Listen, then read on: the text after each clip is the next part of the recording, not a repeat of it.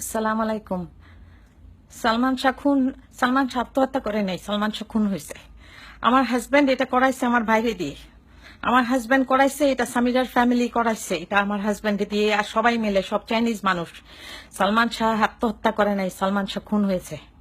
আমি রুবি এখানে ভেগে আছি। এই কেস শেষ যেন না শেষ হয়। আমি যেভাবে পারি আমি যেন ঠিক মতো যেন আমি সাক্ষী দিতে পারি। আপনি আমার জন্য দোয়া করেন। আমার খুন করার চেষ্টা করা হচ্ছে। দয়া করে আমার জন্য দোয়া করেন। আমি ভালো নাই, আমি কি করব আমি জানি না। এতটুকু জানি যে সালমান শাহ ইমন আত্মহত্যা করে নাই। ইমনের স্বামীরা, আমার হাজব্যান্ড ও স্বামীরার সমস্ত ফ্যামিলি সবাই মিলে খুন করছে। প্লিজ দয়া করে কিছু করেন। এই এরা কি মানুষ, পুরা চাইনিজ কমিউনিটি আপনারা জানেন না। আমি পুরা ভেগে আছি এখানে কোনো রকমে। দয়া করে একটুখানি কারোরে জানান যে এটা আত্মহত্যা না, এটা খুন হয়েছে। আমার ভাই, ছোট ভাই রুমিরে দিয়ে খুন করানো হয়েছে। রুমিরেও খুন করানো হয়েছে। আমি জানি না রুমির কবর কোথায় আছে। রুমির যদি কবর থেকে লাশ তুলে যদি ঠিক মতো আবার পোস্টমর্টম করে, দেখা যাবে যে ওরে গলা টিপে মারে ফেলছে।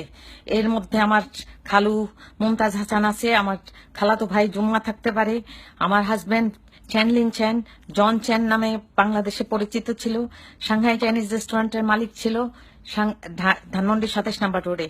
দয়া করে কাউরে জানান আমি ভেগে আছি আমার জানের উপর। আমি লাস্ট মানুষ যে কিনা জানে যে এটা খুন, আর আমি এটা প্রমাণ করতে পারবো ইনশাল্লাহ। দয়া করে একটু সাহায্য করেন।